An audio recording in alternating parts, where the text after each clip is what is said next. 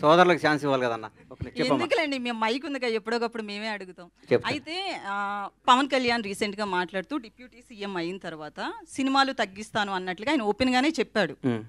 So ఈ 2 సినిమాల తర్వాత ఉస్తాద్ భగత్ సింగ్ కావచ్చు, హరిహర వీరమల్లి, ఈ 2 సినిమాల తర్వాత సినిమాలు వచ్చే అవకాశాలు చాలా తక్కువగా ఉన్నాయి. యాజ్ ఏ ఫ్యాన్గా మీరు ఏం చెప్తారు? కుదరదమ్మా, అట్లా సినిమాలు చేయాల్సిందేనా? సరే ఒప్పుకోం. ఎందుకంటే ఆయన సినిమాలు చేయకపోతే ఆయనకి ఇన్కమ్, ఆయనకి ఆదాయం వచ్చేది సినిమా.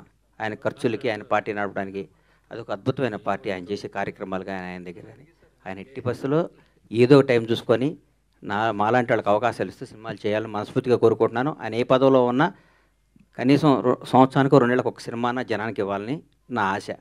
ఆ ఆశ నెరవేరుతుందని కోరుకుంటాను. గబ్బర్ సింగ్ రిలీజ్ అప్పుడు బ్లాక్ బస్టర్ అయింది. కలెక్షన్స్ పవన్ కళ్యాణ్ గారికి చెప్పొద్దు అన్నారు కదా, 100%.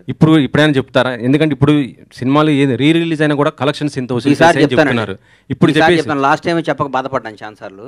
ఆయన ఎవరికి చెప్పొద్దు, ఈసారి ఆయన నేను చెప్పేస్తాను, ఎట్టి పరిస్థితుల్లో చెప్తాను. ఇప్పుడు చెప్పండి మరి, అప్పుడు ఎంత వసూలు చేసింది? ఇప్పుడు ఆయన సత్యనారాయణ గారు రిలీజ్ అయినా చెప్తాం. ఇప్పుడైతే అద్భుతంగా ఉన్నాయి, ఓపెన్ చేయగానే ఫుల్ అయిపోతున్నాయి.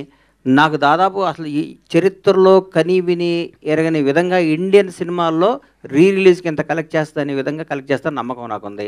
డెఫినెట్గా అది రీచ్ అవుతా అనిపిస్తుంది. ఎందుకంటే సెకండ్ మార్నింగ్ రిలీజ్ చేయాల్సింది, దీన్ని ముందు రోజు ప్రీమియర్స్ అడుగుతున్నారంటే మీరు అర్థం చేసుకోండి సార్. నాకే ఇప్పుడు కూర్చొని చూస్తుంటే ఇది రేపు రిలీజ్ అని టెన్షన్ వచ్చింది. ఇప్పుడు అప్పుడు ఎంత వసూలు చేసిందని నేను అడుగుతున్నాను. అప్పుడు ఎంత వసూలు చేసింది అనేది నేను అడుగుతాను. అన్నిసార్లు అప్పుడు చాలా చేసింది, మా జీవితాలు మార్చేసింది, మా బతుకులకి అద్భుతం చేసింది మహా సినిమా.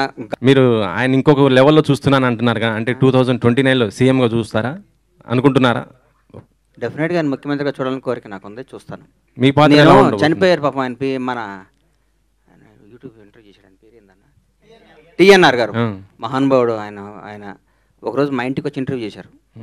దాదాపు 10 ఏళ్ళు 9 ఏళ్ళ నాడు 7-8 ఏళ్ళ నాడు నేను చెప్పాను, ఆయన కరోనాలో చనిపోయారు.